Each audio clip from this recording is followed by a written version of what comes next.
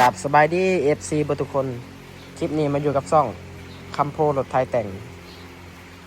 มื้อนี้ก็บรรยากาศดีเนาะฝนตกหยิบๆยับๆอยู่เบิ่งรถเฮาก็จอดแข่งพ้นอยู่นี่แหละนี่ทุกคนคลิปนี้คำโพสิมาบอกเนาะคือคำโพสิบ่ได้ขับรถคันนี้แล้วสิได้จอดเมียนสิได้พักยาวเลยแหละประมาณ2 หรือว่า 3 เดือนนี่เนาะก็ยังไม่แน่ใจทุกคนถ้าคำโพบ่ได้ครับก็ฝากติดตามต่อไปนี่แหละกลับมาเดี๋ยวคำโพสิปั่นใหม่ถ้าเบิ่งคันนี้กับคันนี้เนาะมันสิออกมันเป็นอะไรกลับมาอีกรอบนี้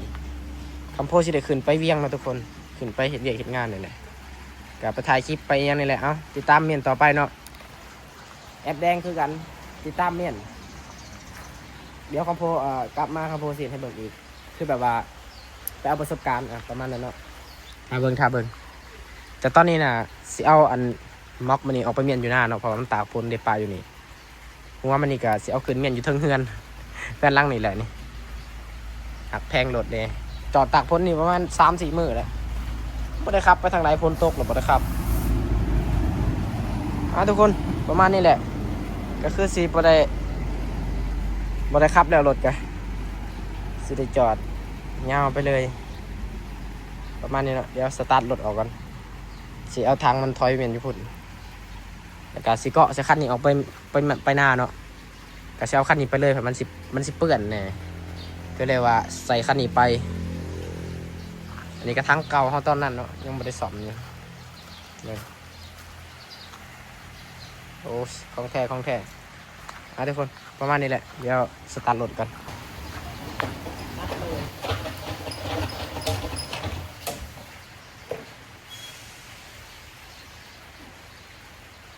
ไปแล้วเรื่องเขาโถต้องทำอะไรวะ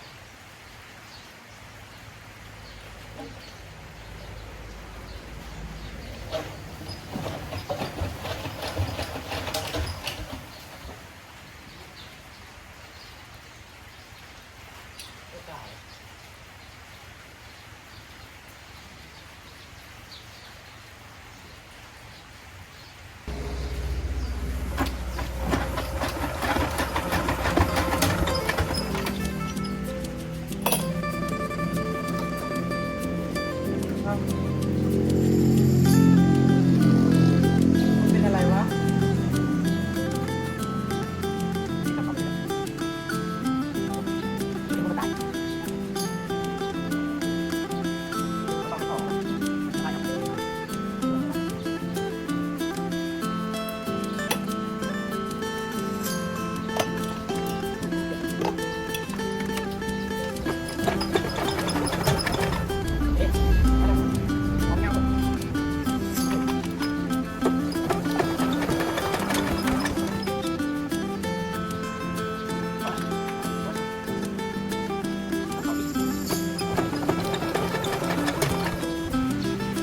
ฟ้าจอดเมียนแล้วนำมันเข่าทอนะทุกคนติดบ่ได้มันฝืดเบิ่งคำโพไม้น็อตตัวนี้ให้นำมันออกเนาะนี่มันย่อยออกก็เลยติดได้จอดเมียนนี่นำมันเข่าทอทุกคนสำหรับใครที่มีปัญหานำเข่าทอคือผมให้ภาพติดเนาะทางหูซึ่งว่านำเข่าเลยไม้ตัวนี้ออกไม้ทอออกเลยแกงแล้วนำมันจะออกมาง่ายอันนี้มันพังติดบ่ได้โอ้อันนี้ก็ไม่แน่ใจนะว่ามันดูดเขาในจักรหรือเปล่าคือข้าวโพดอาจจะมีปัญหาอะไรแบบนี้นำเขาในจักรเลยติดบ่ได้เลยเมื่อกี้นี่นะเดี๋ยวสิแกงให้เบิ่ง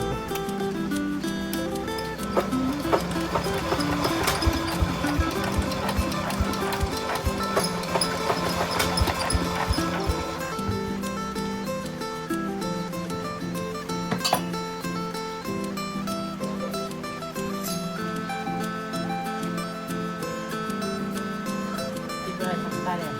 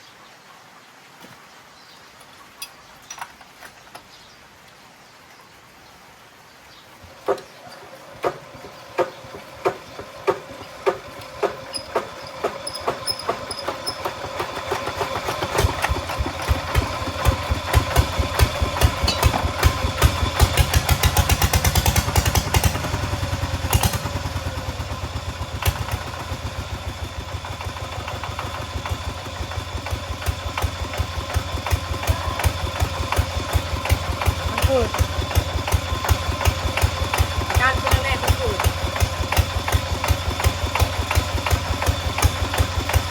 โอ้เหนื่อยแน่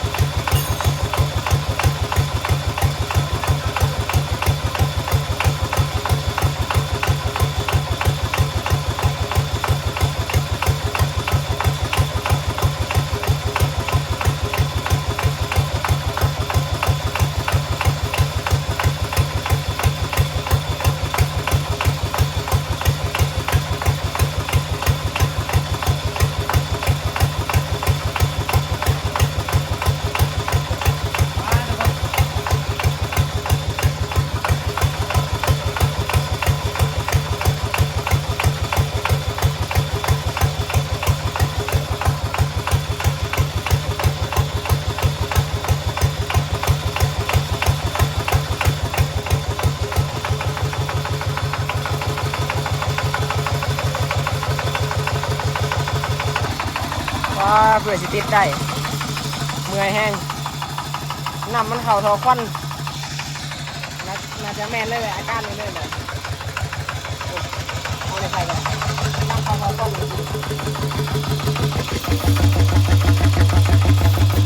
เสียงดังเดิมสปริงเนาะสปริงนี่ก็ง่ายสปริงโบแข็งนะตัวนี้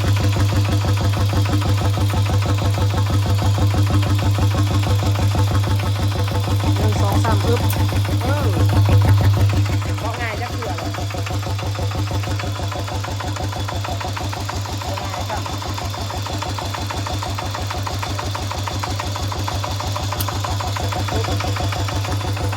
โอเค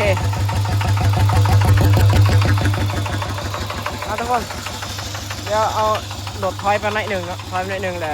จะเอาคันนี้ไปเกาะใส่ม็อกลงถอยก่อนเดี๋ยวถอยเนี่ยมันจะฆ่าป่ะหนึ่งถ้ามันจะฆ่าได้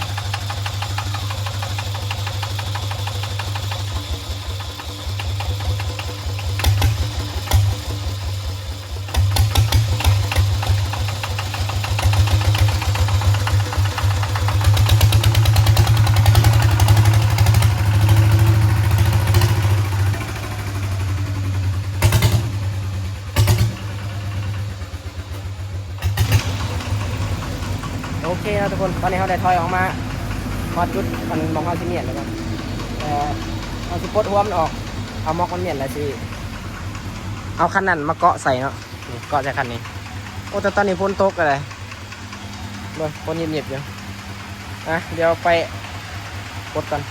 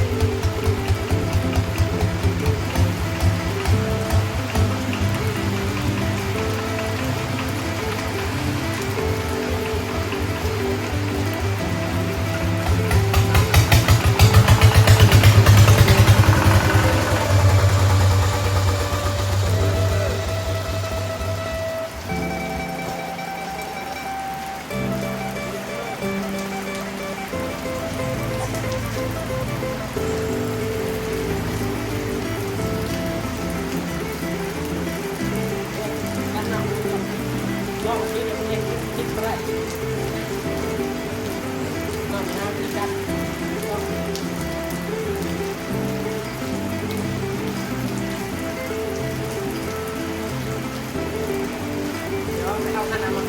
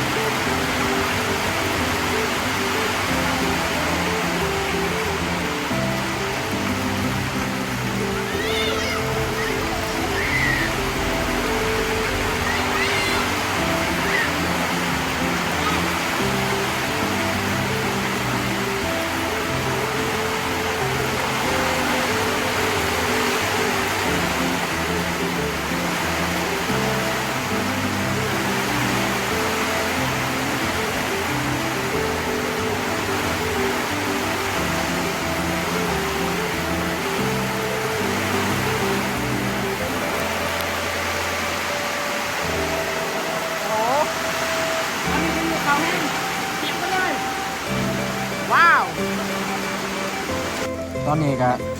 ได้เอาขึ้นแหลมทิศลอยเนาะเอาทั้งตัวนี้ไปนำเพราะว่าเขาสิปะทั้งตัวใหญ่นี่เมียนเอาทั้งตัวใหญ่นี่เมียนอยู่หน้าปุ๊บแล้วก็เอารถมาเกาะที่ทั้งตัวหน่อยนี่แล้วก็ขับมา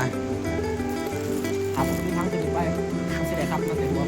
เลยมอกไปเลยเกาะมาเลยนะฝนตกกินโคตรแห้งนะทุกคนเปียกมาเลยเนี่ยไปเอาไปเมียนเลยเจอกันอยู่หน้าไปแหละฝนตกถ่ายไปไหนหัวมันปลาไม่หันก่อนเอาทางมันไปเมียนก่อนนะเอาหัวมันหมองเมียนเลยนะจัดไปทุกคนโอเคแล้วทุกคนตอนนี้มาหอดมองเมียนทางเลยสิปะเมียนมองนี้เลยเนาะเมื่อกี้นี้เขาเคลียร์ทันทีนะนี่ซิมีเครื่องคล้องอยู่นี่ก็เลยคนลงมาแล้วก็เอามอกรถนี่ถอยเขาเมียนนี่แล้วก็จบมันบุถึงพ้นเลยเดี๋ยวบัดนี้นี่เนาะมีหลังคาเพราะว่ามอกเขามันจะเป็นมอกแกะอ้อยเนาะเอาเมียนใช้งานแบบตอนแกะอ้อยกับเมียนหรือว่าตอนก็ใส่แกะเขาแกะน้ำก็ได้เนาะแต่เฮาสิบริยูแล้วเนาะสิบริใช้งานแล้วมอกก็สิจอดไปก่อนอีก 2-3 เดือนเนาะกลับมาเจอกันใหม่นี่มอกเอาเมียนแกะอ้อยทั้งบักใหญ่เลยทุกคนเดี๋ยวสตาร์ทรถเลยเดี๋ยวสิถอยไปนี่ก่อนพ้นสิตกอีกหรอแป๊บเดียวมันพ้นไหม้ไปขนาดบอกอันนั้นเลยเนาะโอ้แสบคอเลยตามคนเมื่อกี้นี่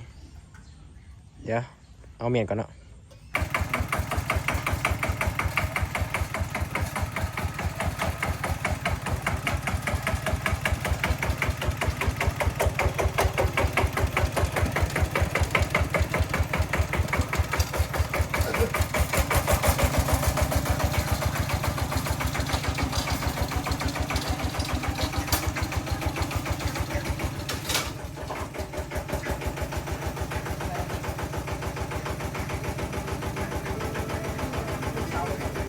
แล้วเป็นทีเรียบร้อยเนาะ